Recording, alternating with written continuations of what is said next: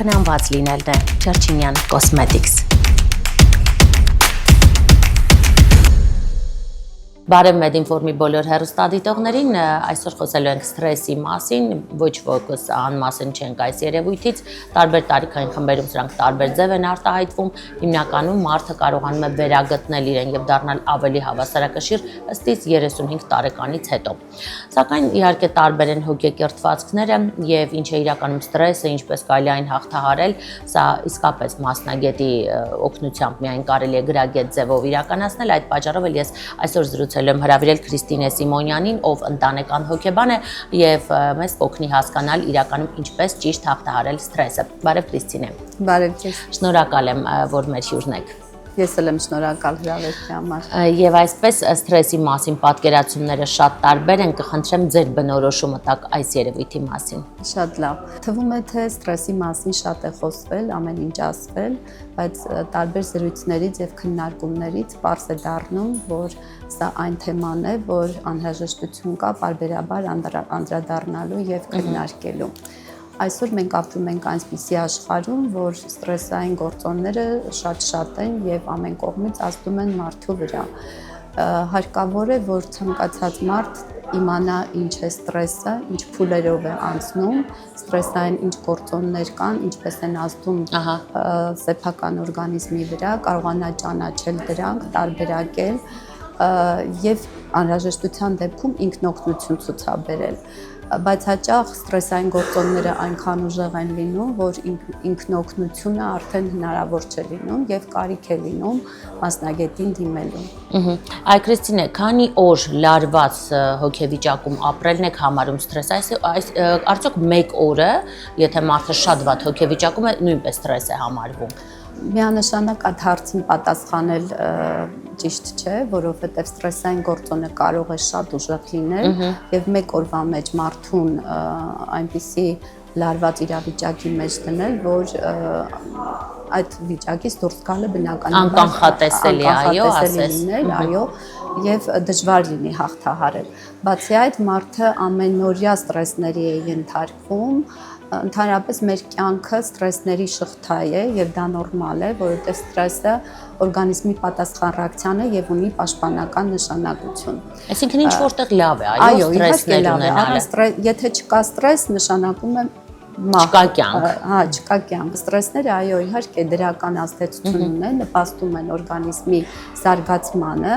եւ դրանք անհրաժեշտ են, մոտիվացնում են։ Քրիստինե, այսպիսի հասկացություն կա սթրեսակայուն մարդ, այսինքն մարդ, ում կողքով ասես անցնում են սթրեսները եւ նրա կյանքում էլ կան դժվար իրավիճակներ, դժվարին հոգեվիճակներ։ Ինչ է կարծում, սա իսկապես մարդու տիպ է, տեսակ, եթե բնավորության գիծ է, որ ինքն է մշակել իր մեջ, թե իրականում կարող ենք ասել, որ այդ մարդու կյանքում այդպես ինչ որ խոցելի ոչինչ չի եղել։ Ուրեմն մարդը եթե սթրեսակայուն է, նշանակում է նա ավելի գիտակից է մոտենում ցանկացած սթրեսային իրավիճակի եւ կարողանում է համահունչ լուծումներ տալ, այսինքն լինել ավելի ադապտիվ, լինել ավելի կայուն։ Ընդհանրապես մարդը հասուն, հոգեպես հասուն մարդու ձևավորման համար շատ կարևոր է նրա մանկության ժամանակաշրջանը։ Մեզ թվում է երեխաները երջանիկ մանկություն են ունենում միշտ, բայց միանշանակորեն այդպես ասել չենք կարող, որովհետև մենք մանկության տարիներին ամենաշատն ենք լացում, երբեք հետագայում մեր կյանքի փուլերի ընթացքում չի լինում այդպես, որ մենք ավելի շատ լաց ենք, քան մանկության ժամանակահատվածում։ Լացը ինչ է? Լացը ազդարարող նշան է, որ անհանգստություն կա երեխայի մոտ, քանի որ երեխան արտաքին միջավայրի նոր պայմաններին չի կարողանում այդպես գիտակցված լուծումներ տալ, նա անընդհատ օգնության կարիք ունի եւ այստեղ ծնողների դերը մոտեցումը շատ կարեւոր է։ Եթե երեխան սկսում է լացել, ապա ուշադրության կարիք ունի անպայման, հենց այնպես նա չի լացում։ Եվ ծնողի պարտականությունն է անպայման ուշադրություն դարձնել, ոչ թե փորձել սաստել առանց պատճառը բացահայտելու, այլ ուշադրություն դարձնել օգնությամբ գտնել այդ սթրեսի պատճառը եւ փորձել լուծումներ տալ։ մանկահասակ երեխաներին ավելի դժվար է նոր իրավիճակում հայտնվելը, քանի որ նրանք ամեն մի նոր բան, ամեն նոր իրավիճակ չեն հասկանում ինչ է կատարվում եւ նրանք անվտանգ են զգում, վախ են զգում, հա, հարկավոր է այդ ամեն ինչի մասին բացատրել երեխային։ Այստեղ շատ կարեւոր է, որ ծնողները երեխաների հետ ունենան գիտակցված իրենց տարիքին համապատասխան բառապաշարով, հա, խոսակցություն, հաղորդակցության, առողջ հաղորդակցություն, որը բնականաբար կնպաստի երեխային առողջ փոխհարաբերություններում եւ սա հենց այն հիմքն է, որ դրվում է հետագայում առողջ հասուն հոգեպես ավելի հասուն, այսինքն հիմքը փոքր ժամանակվանից ենք, այո, ձևավորման համար։ Ստրեսին արձագանքը յուրաքանչյուրի մոտ տարբեր է, ոմանք ինքնամփոփ են դառնում ամբողջ աշխարհից ասես մեկուսանում են, ոմանք հակառակ ուզում են բոլորին բարձրաձայնել այդ մասին, կիսվել, պատմել, լացել, զրուցել եւ այսպիսով ավելի հեշտ հաղթահարել միգուցե ստրեսը։ Դուք որպես հոգեբան, հոգեթերապևտ, ինչ ուղղորդում եք տալիս ստրեսը հաղթահարելուն, որն է ավելի ճիշտ՝ մեկուսանալ, մտքեր համեմատել, իմի բերել, հավաքել ինքդ քեզ, գտնել ինքդ քեզ, լսել ինքդ քեզ, ի վերջո, որը շատ կարեւոր է, թե դա կիսել հենց շրջապատի հետ կամ մի խոսքով մարդկանց օգնությամբ հաղթահարել կամ մասնագետի վերջո։ Երբ որ մենք կարողանում ենք իրավիճակի գնահատում տալ adekvat, մենք գտնում ենք նաև այն մոտեցումները, այն գործիքները, որով կարող ենք այդ հարցը ավելի հեշտությամբ լուծել։ Ուրեմն ստրեսի փուլերի եթե անդրադառնանք, առաջին փուլը դա տագնապանության փուլն է, լարվածության, ուժերի մոբիլիզացման փուլն է։ Օրգանիզմը կարծես իսկ բոլոր ռեսուրսները կենտրոնացնում է, որպեսզի կոնկրետ քայլեր կատարի այդ լարված վիճակից ազատվելու համար։ Նա ճանապարհներ է փոխում։ Ինչ առաջին քայլ, ինչն է լինում, որ խորհուրդ եք տալիս։ Առաջին քայլը լինում է այն, թե նախ ինչ ստրեսային գործոն է նպաստել, որպեսզի այդ ոչ բանպաստ վիճակը առաջացել է մարդու մոտ, մենք փորձում ենք գտնել եւ տարբեր տեխնիկաներ օգտագործելով մարդուն հանել այդ վիճակից, հիմնականում զրուցելը, այո, երևի թե տարբեր զրույցներ, տարբեր մեթոդներ կան, բացի տվյալ իրավիճակին կոնկրետ լուծում տալուց, շատ կարևոր է, որ մենք հասկանանք, թե խնդիրը որտեղից է գալիս, որովհետև հաճախ լինում է այնպես, որ մարդու ռեակցիան ավելի ուժեղ է լինում, քան տվյալ իրադրությունն է եղել։ Սա նշանակում է ոչ թե կոնկրետ իրադրությունն է նպաստել այդ մարդու խնդրի վերհարմանը, բարկանալուն, հա, բռնկվելուն, այլ նշանակում է, որ ինքը խորքում ավելի շատ խորքում ունի ավելի լուրջ խնդիր, ավելի լուրջ վերք, որը այդ պահին բացվում է։ Եվ հոգեթերապիաների ընթացքում մենք վերհանելով, գտնելով, հա, այդ խնդիրները այդ վերքերին փորձում ենք դարման տալ, այսպես ասած, եւ նրա կյանքի որակի վրա անպայման փոփոխություն է լինում։ Պետք է նկատելի լինի, իհարկե, եթե դիմել են հոգեթերապևտին։ Շատ բան կարելի է, եթե մարդը ցանկություն ունի ստրեսային իրավիճակից դուրս գալ, այսինքն ինքը գիտակցում է, որ այլևս իր ռեսուրսային ռեսուրսները հնարավորություն չեն տալիս ինքնուրույն դուրս գալ այդ վիճակից, ապա շատ adekvat եւ նորմալ մոտեցում է, որ նա դիմում է համապատասխան մասնագետի, որտեղ մասնագետի օգնությամբ նա կարողանում է իր համար շատ հարցեր պարզել։ Եթե նա ինքնուրույն չի կարողանում վերհանել խնդիրները, նշանակում է այստեղ արդեն իր բոլոր ռեսուրսները եւ ֆիզիկական, եւ հոգեկան, եւ նյութական, եւ մարդկային, հա, ռեսուրսները դա կարող են լինել ընտանիքի անդամները, կարող են լինել ընկերները, այլևս չեն բավարարում, որ ինքը դուրս գա այդ վիճակից եւ այստեղ բնականաբար կարող է վերահասնել մասնագետի օգնությունը։ Ստրեսից խորը դեպրեսիա, արդյոք մեկ քայլ է, թե բավականին տարածություն կա։ Ուրեմն ստրեսի առաջին փուլը, ինչպես ես ասացի, տագնապային վիճակն է, լարվածությունը, երբ օրգանիզմը փորձում է հաղթահարել այդ ամենը եւ ադապտացվել նոր իրավիճակին, բայց եթե չի ստացվում, արդեն վրա է հասնում երկրորդ փուլը։ Երկրորդ փուլը դիմադրության փուլն է, որի ընթացքում արդեն մարդը ճանապարհներ է փնտրում այս իրավիճակից դուրս գալու համար։ Այդ ճանապարհները 3-ն են դիմադրության փուլում։ Ուրեմն առաջին փուլի ժամանակ մարդը ուղղակի պետք է ֆիզիկապես փոխի իր տեղը։ Ենթադրենք աշխատում է այնպիսի մի վայրում, որտեղ իր համար արդեն անտանելի իրավիճակ է, հա։ Նա ոչ թե պետք է դիմանալով աշխատի, որտեղ այս դիմանալը անընդհատ հանգեցնելու է միանշանակ բացասական փոփոխությունների իր օրգանիզմում, այլ ուղղակի լքի այդ աշխատավայրը եւ գտնի մեկ այլ ուրիշ աշխատավայր։ Մարդուն թվում է հաճախ, որ հեռանալով հին աշխատավայրից, բա ինչ կլինի, աշխատանք չի գտնի եւ այլն, բայց դրանք ավելի շատ թվացial խնդիրներ են լինում։ Սա նույնպես կախված է մարդու ուժեղ լինելուց, ավելի հասուն, ավելի գիտակից մոտենալու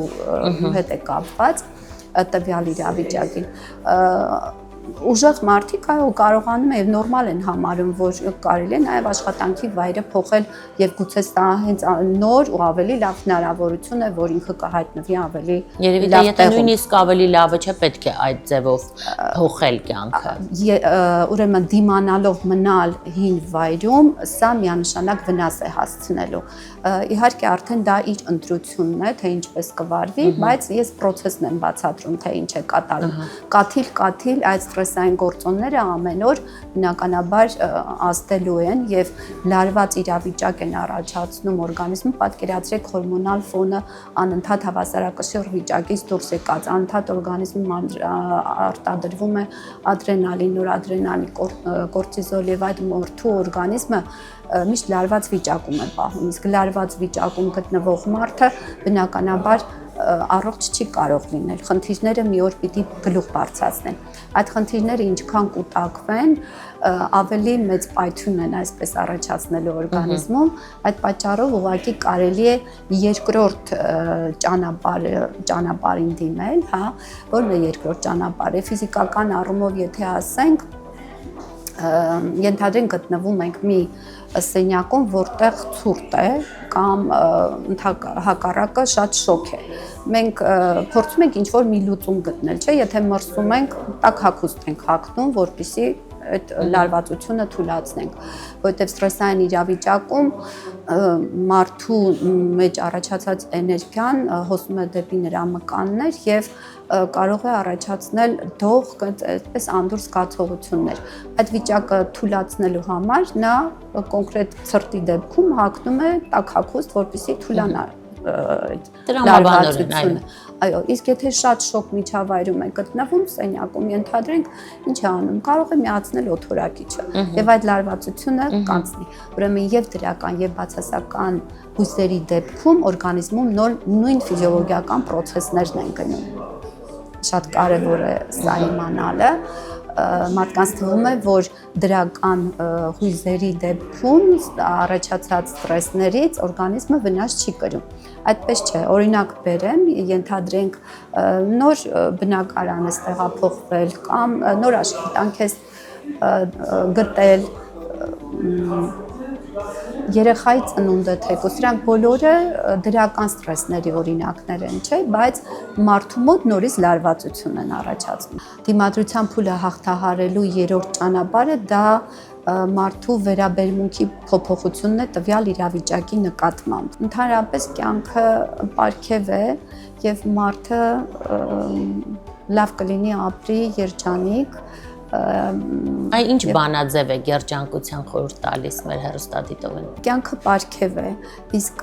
կյանքի լավ որակ ունենալու համար եւ ինքնաբավ ապրելու համար դա մեր ընտրությունն է, ընտրությունից է կախված, թե մենք որ ճանապարհով ենք ուզում գնալ, ինչպեսի կյանքի որակ ենք ուզում ունենալ։ Ուրախ մարդիկ բնականաբար ավելի լավ տրամադրություն են ստեղծում իրենց շուրջ բոլորը եւ նրանց հետ ավելի հաճելի է շփվելը, որովհետեւ բոլոր էմոցիաները փոխանցվում են եւ դաշտը լինում է շատ առողջ։ Իսկ անընդհատ դժգոհ մարդկանց շրջապատում գտնվելը բոլորի համար ինձ թվում է տհաճ է հաճելի կլինի միայն դժգոհ մարդկանց, որ միասին հավաքվեն, բողոքեն կյանքից եւ այլն, այս բացասական նոտաների մեջ լինեն։ Բայց սա միանշանակ իրենց կյանքի որակը վատացնում է։ Այս պատճառով եմ ասում, որ ընտրությունը իրենցն է։ Այն մարդը, ով փորձում է իր կյանքի ճանապարհին անընդհատ աճել, կատարելագործվել, այս ամենին մի քիչ ուրիշ հայացքով է նայում։ Նա գիտակցաբար փոխում է իր բնավորության այն գծերը, որոնք տեսնում է, որ իրեն վնաս են տալիս, հա։ Գիտակից մոտենալով նա բնականաբար հարցերի պատասխանները սկսում է փնտրել իր ներսում։ Ընդհանրապես մարդը շատ է սիրում, որ մեղադրանքներ ուղի կամ դիմացինին հակառակ փնտրի մեղավորներ, այո, հակառակ դեպքում մեղավորությունը փնտրում է իր ներսում, բայց պիտի հասկանանք, որ երբեք պետք չէ մեղավորներ փնտրել, որովհետև կյանքի հասցրած դասերը գալիս են մեզ հուշելու, որ մենք ուրեմն ինչ որ միտեղ, ինչ որ մի բան սխալ ենք անում։ Ոչ թե անընդհատ մեղադրել, այլ ընդունել այն բոլոր իրավիճակները, որոնցում մարդը եղել է, այսինքն ինքն իրեն ընդունելու կարողություն ունենա բոլոր առումներով, այս դեպքում ավելի հեշտ է լինում փոփոխություններ կատարելը։ Իսկ երբ որ հակադրվում է անընդհատ եւ իր հետ եւ շրջապատի հետ, բնականաբար խնդիրները ավելի անլուծելի են թվում։ Ուրեմն հորդորում եմ, որ ցանկացած դժվարին իրավիճակում ոչ թե հիասթափվել, հուսահատվել, այլ ուղղակի մտածել, որտեղ եմ ես սխալ արել, որտեղ է իմ բաց թողումը։ Ենթադրենք դա հասկանում է, դա կօգնի ստրեսը հաղթահարելու։ Այո, իհարկե կօգնի, երբ որ ինքը սկսում է ընդունել իրեն այնպիսին, ինչպիսին կա, չի հակադրվում, չի պատերազմում իր հետ, այդ ներքուստ արդեն այդ ամեն ինչը խաղաղվում է։ Իսկ երբ մարդու հոգին խաղաղ է, նրան միշտ ամեն ինչ շատ ավելի հեշտ է տրվում, որովհետև ինքը հանդարտությամբ ընդունում է ամեն ինչ, պատրաստ է ընդունել ամեն ինչ, չի պատերազմում։ Պատերազմելը առաջին հերթին կռիվ է ինքդ քո դեմ, ոչ թե շրջապատի դեմ եւ բնականաբար այս դեպքում կոնֆլիկտները անխուսափելի են լինում։ Կրիստինե, եւ կցանկանայի շատ հակիրճ, շատ կարճ 3-4 քայլ ամենաշատը, այսպես մեր հեռուստադիտողին ուղղորդող նշեիք, թե ենթադրենք ստրեսային իրավիճակ է եւ մարդը չի ուզում այդ մասին բարձրաձայնել, ուզում է ինքնուրույն իր մեջ հաղթահարել դա։ Այն քայլերը պետք կատարել առհասարակ կյանքում, ոչ թե հենց կենտրոնանանք ստրեսային մտքերի վրա, այլ ինչ գործողություններ կօգնեն այդ ստրեսը միայնակ արագ հաղթահարել։ Այո, քանի որ առօրյայում մենք շատ ենք գտնվում ստրեսային իրավիճակների մեջ, ուրեմն առաջին մի քանի ինքնաօգնության խորհուրդներ տամ, առաջինը դա շնչառության կարգավորումը, ինչպես կարելի անել ընդհանրենք 5 հաշիվ կամ 4 հաշիվ ներշունչ, 4-5 հաշիվ պահել շունչը եւ 4-5 հաշիվ արդեն ավելի դանդաղ արտաշնչել։ Շնչում ենք քթով, արտաշնչում ենք բերանով, մի քանի անգամ սա կրկնելով, փաստորեն մարդը կարողանում է իր այդ նյարդային վիճակը հանգստացնել։ Հաջորդը ուղղակի եթե հնարավորություն կա այդ պահին սառը ջրով դեմքը, հա, այսպես ցողել, դա եւս օգնում է եւ զգոնություն է հաղորդում, ասես, այո, հաղորդում։ Երրորդ քայլը ստրեսային լարված վիճակում գտնվելու դեպքում խորհուրդ է տրվում ֆիզիկական վարժություններ կատարել կամ քայլել կամ պարել, իսկ եթե տանն է կենցաղային որոշ գործերով զբաղվել, նաև նշեմ, որ կարևոր է սպորտով զբաղվելը, ֆիզիկական մարմինը կոփել, հատկապես մենք գիտենք, որ այսօր եւ աշխատանքի վայրում եւ ամենուր այդ գործոնները կան։ Շնորհակալություն եմ հայտնում ձեզ հետաքրքիր հարցազրույցի համար, կարծում եմ մենք դեռ առիթ կունենանք հանդիպելու եւ քննարկելու այլ թեմաներ։ Սիրով, ես էլ եմ շնորհակալ։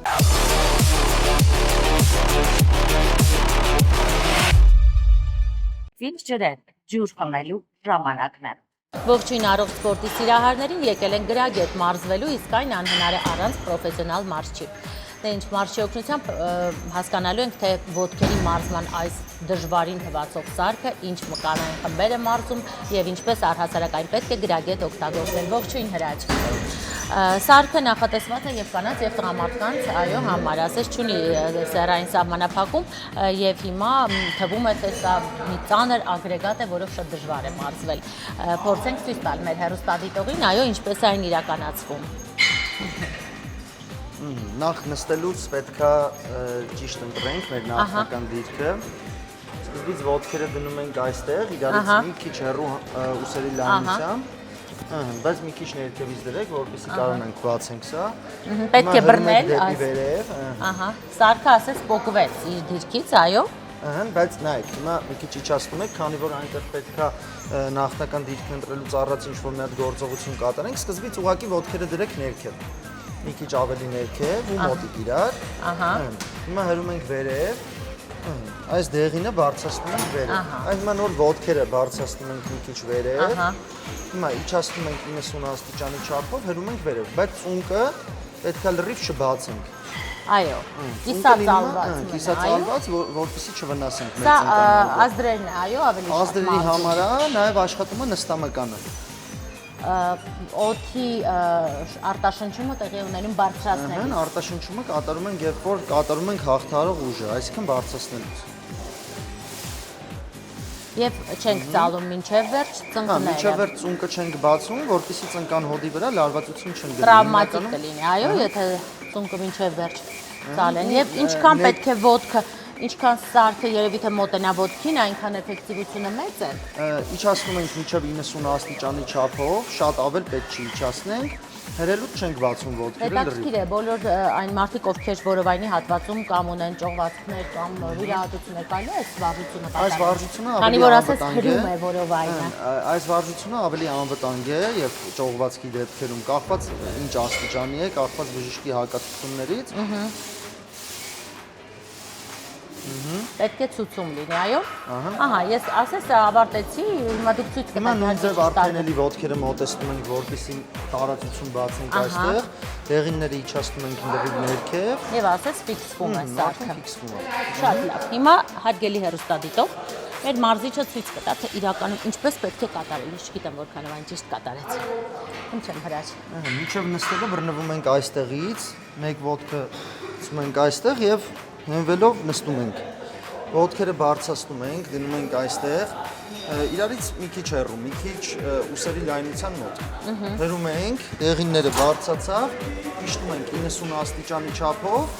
հրում ենք այնքան, որ միջև վերջ այսպես չբացվի ծունկը, որպեսզի լարվածություն չընկնի վրա։ Իսկ ծանրացնելը էֆեկտիվությունը բարձրացնում է, այո։ Բնականաբար, երբ որ մենք ուզում ենք ունենանք նոր արդյունքներ, պետք է ավելացնենք քաշերը։ Եթե քաշերը չավելացնենք, մենք նոր բկանաթելեր չենք կարող ստանալ։ Ինչպես է կոչվում այս սարքը։ Leg press։ Leg press, հենց Ոտքեր։ ոտքեր։ Այո։ Եվ դուք որպես պրոֆեսիոնալ արդեն տրեյներ, մարզիչ, որքան քանակով եք այն կատարում։ Սա կոնկրետ շատ ծանր։ Չեմ ուզում հիմա նշեմ կոնկրետ քաշը, բայց այս պահին կարող եմ մինչև 400 կիլոգրամ անել, բայց ավելի ծանր կատարեմ։ Իսկ հրաչ, եթե շատ ծանր եք կատարում, այն վնաս հասցնելու իր մեջ ռիսկ չի պարունակում։ Աստիճանաբար եք բարձրացնում քաշերը ու փորձում եք վարժությունը կատարել մաքսիմում ճիշտ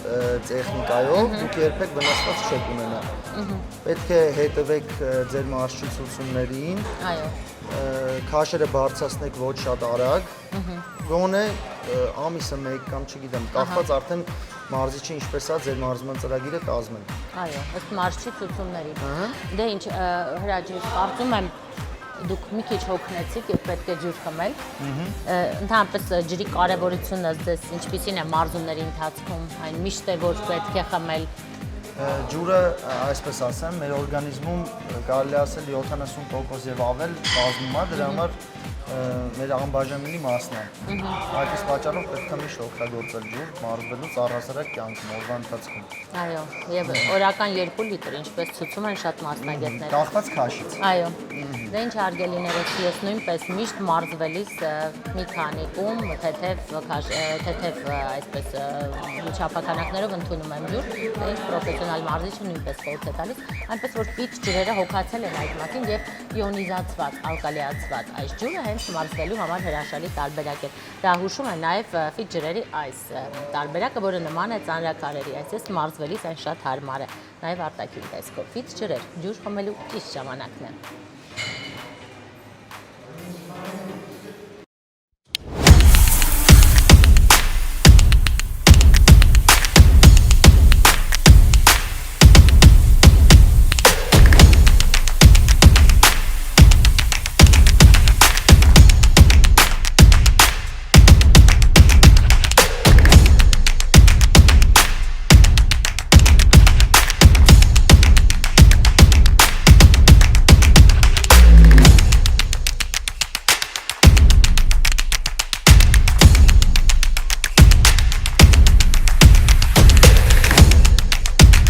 Կարևորը խնամված լինելն է։ Չերչինյան Cosmetics